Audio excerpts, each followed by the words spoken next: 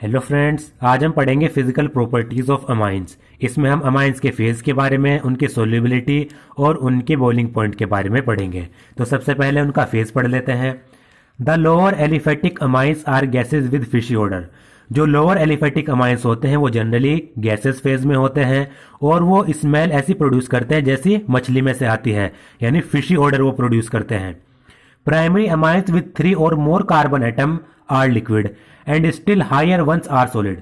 Primary amine जिसमें 3 या 3 से ज्यादा कार्बन एटम्स होते हैं वो जनरली लिक्विड फेज में होते हैं, और ऐसे प्राइमरी अमाइंस जो हायर होते हैं, हायर मतलब उसमें कार्बन 8 हो या 8 से ज्यादा हो, तो वो सॉलिड फेज में होते हैं। Aniline and other aryl amines are usually colourless but get coloured on storage due to atmospheric oxidation. अब बात करते हैं एनिलिन की। एनिलिन हो गया या दूसरे एराइल अमाइंस हो गए, वो जनरली कलरलेस होते हैं। यानी एनिलिन जब फ्रेशली प्रिपेयर्ड होगा तो वो कलरलेस होगा, लेकिन जब उसको स्टोर करके रखा जाएगा तो एटमॉस्फेरिक ऑक्सीडेशन के कारण वो कलर प्रोड्यूस कर लेता है। फ्रेशली प्रिपेयर्ड है एनिलिन या एराइल अमाइंस, कलरलेस होंगे। स्टोर करके रखा जाएगा तो उनका एटमॉस्फेरिक ऑक्सीडेशन होगा जिसके कारण वो कलर प्रोड्यूस कर लेते हैं। अब बात करते हैं इनकी सोल्यूबिलिटी के बारे में। Lower aliphatic amines are soluble in water because they can form hydrogen bond with water molecule. जो लोअर एलिफेटिक अमाइंस हैं वो वाटर में सोल्यूबल होते हैं। ऐसा इसलिए क्योंकि जो अमाइंस होते हैं वो वाटर के मॉलिक्यूल के साथ हाइड्रोजन बॉन्ड बना लेते हैं। देखिए, मान लीजिए हमने प्राइमरी अमाइन लिया RnH2, तो यहां पर आप देख सकते हैं अमाइंस में नाइट्रोजन है, इलेक्ट्रोनेगेटिव एलिमेंट है, और इस नाइट्रोजन से हाइड्रोजन भी जुड़ा हुआ है। तो देखिए, एक तो इलेक्ट्रोनेगेटिव एलिमेंट और इसके पास हाइड्रोजन भी है, तो ये वाटर के मॉलिक्यूल के साथ हाइड्रोजन बॉन्ड बना लेते हैं, और इस नाइट्रोजन के पास लोन पेयर भी होता है। तो देखिए कैसे, मान लीजिए इसको मैं लिख दूं NH2, इसको मैंने यहां पर H नीचे लिख दिया, तो यहां पर क्या है, एक वाटर का मॉलिक्यूल है H2O, और यहां पर भी क्या है, एक वाटर का मॉलिक्यूल है। तो क्या होगा, जो ये नाइट्रोजन है ये इस हाइड्रोजन के साथ हाइड्रोजन बॉन्डिंग कर लेगा, और ये अमाइंस का जो हाइड्रोजन है वो ऑक्सीजन के साथ हाइड्रोजन बॉन्डिंग कर लेगा। तो इसलिए जो लोअर एलिफेटिक अमाइंस होते हैं वो वाटर में सोल्यूबल होते हैं। However, solubility decreases with increase in molar mass of amines due to increase in size of the hydrophobic alkyl part. लेकिन जो अमाइंस की सोल्यूबिलिटी है वाटर में वो घटती है जैसे जैसे अमाइंस का मोलर मास इंक्रीज होता चला जाता है। यानी जैसे जैसे अमाइंस में कार्बन चेन इंक्रीज होती चली जाएगी तो अमाइंस की वाटर में सोल्यूबिलिटी डिक्रीज होती चली जाएगी। वो क्यों? क्योंकि आपको पता है जो हाइड्रोकार्बन चेन होती है वो हाइड्रोफोबिक होती है, यानी वो वाटर में सोल्यूबल नहीं होती। तो जैसे हमें दिया हुआ CH3NH2 और हमें दिया हुआ CH3CH2NH2, तो इसमें हमें बताना है कौन सा सोल्यूबल होगा। तो आपको पता है जैसे जैसे कार्बन की चेन बढ़ती है, हाइड्रोकार्बन चेन बढ़ती है, तो ये क्या है, हाइड्रोफोबिक है, वाटर में सोल्यूबल नहीं है। तो जैसे जैसे अमाइंस में कार्बन की चेन बढ़ेगी तो क्या होगा, सोल्यूबिलिटी डिक्रीज होगी। तो इसमें एक कार्बन की चेन है, इसमें 2 कार्बन की, तो ये ज्यादा सोल्यूबल होगा, ये कम सोल्यूबल होगा। उसका कारण यही है क्योंकि इसमें हाइड्रोकार्बन चेन बड़ी है जो हाइड्रोफोबिक होती है। Higher amines are essentially insoluble in water, और जनरली जो हायर अमाइंस होते हैं जिसमें कार्बन चेन 6 से ज्यादा या 8 से ज्यादा हो, वो जनरली वाटर में इनसोल्युबल होते हैं। Considering the electronegativity of nitrogen of amine and oxygen of alcohol as 3 and 3.5 respectively, you can predict the pattern of solubility of amines and alcohols in water। अगर हम कंपेयर करें जो हमारे पास alcohol है और हमारे पास अमाइंस हैं, तो इनमें वाटर में सोल्यूबल ज्यादा कौन होगा। अगर एल्कोहल और अमाइन हमें ऐसे दिए गए हैं जिनका मोलर मास लगभग बराबर हो, यानी कंपेरेबल मोलिकुलर मास के, तो आप देखिए अमाइंस में जो नाइट्रोजन है उसकी इलेक्ट्रोनेगेटिविटी 3 है, ऑक्सीजन जो अल्कोहल में है उसकी इलेक्ट्रोनेगेटिविटी 3.5 है। तो यहीं से हमें पता लग गया, क्योंकि जो अल्कोहल में ऑक्सीजन है उसकी इलेक्ट्रोनेगेटिविटी ज्यादा है, यानी अल्कोहल का ऑक्सीजन ज्यादा इलेक्ट्रोनेगेटिव है। तो जो ज्यादा इलेक्ट्रोनेगेटिव एलिमेंट होता है वो वाटर के मॉलिक्यूल के साथ ज्यादा स्ट्रॉन्ग हाइड्रोजन बॉन्ड बनाएगा। चूंकि ऑक्सीजन ज्यादा इलेक्ट्रोनेगेटिव एलिमेंट है तो अल्कोहल क्या होते हैं, वाटर के साथ ज्यादा स्ट्रॉन्ग हाइड्रोजन बॉन्ड बनाते हैं। और जो अमाइंस होते हैं उसमें नाइट्रोजन ऑक्सीजन के मुकाबले इतना इलेक्ट्रोनेगेटिव नहीं है, तो ये क्या करते हैं, अमाइंस जो होते हैं वो अल्कोहल्स के मुकाबले वाटर के साथ इतने स्ट्रॉन्ग बॉन्ड नहीं बना पाते।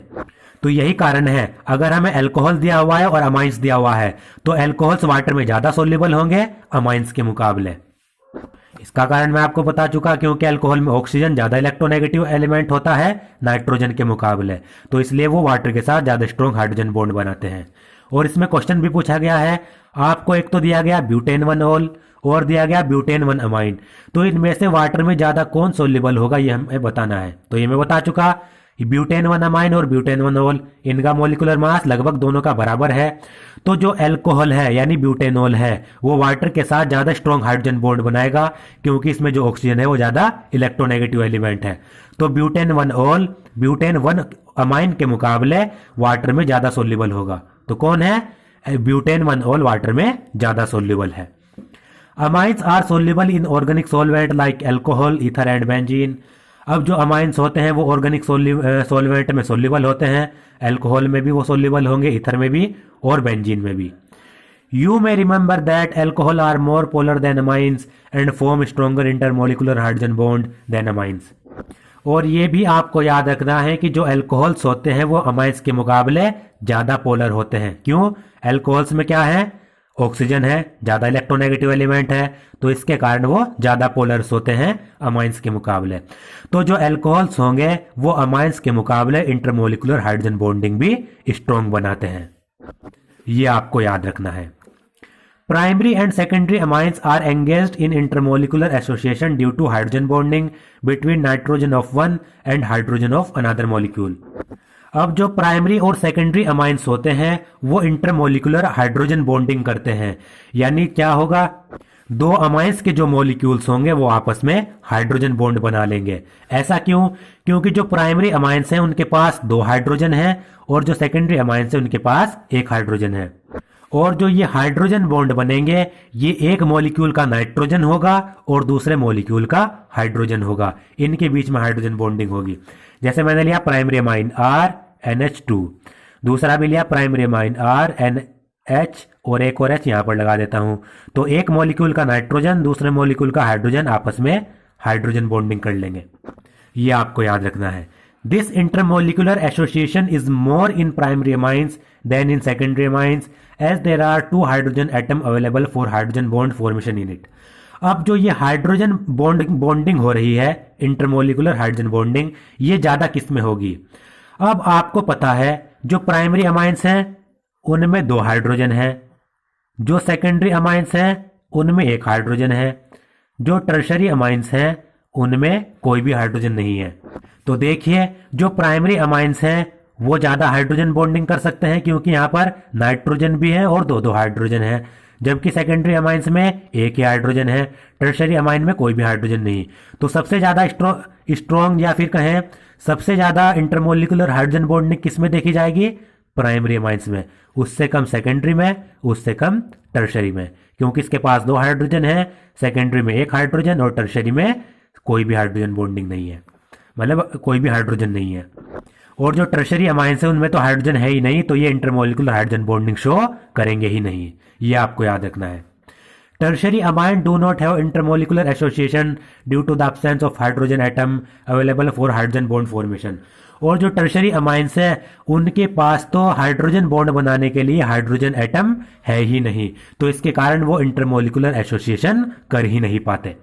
तो ये आपको याद रखना है, प्राइमरी अमाइन सबसे ज्यादा इंटरमोलिकुलर एसोसिएशन करेंगे, उसके बाद सेकेंडरी अमाइन क्योंकि इसके पास 2 हाइड्रोजन है और इसके पास 1 हाइड्रोजन है, टर्शरी अमाइन में कोई हाइड्रोजन नहीं, तो ये इंटरमोलिकुलर एसोसिएशन शो नहीं करते, इनमें इंटरमोलिकुलर हाइड्रोजन बॉन्डिंग नहीं होगी। Therefore the order of boiling point of isomeric amine is as follows. तो इनके बॉइलिंग पॉइंट का जो ऑर्डर है वो हम देख लेते हैं।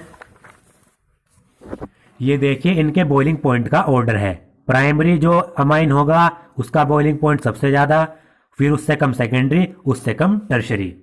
ऐसा है क्यों, ये मैं आपको बता चुका हूं, क्योंकि जो प्राइमरी अमाइंस होते हैं उनके पास दो दो हाइड्रोजन एटम होते हैं, तो उनके बीच में जो इंटरमोलिकुलर हाइड्रोजन बॉन्डिंग होगी वो सबसे ज़्यादा होगी।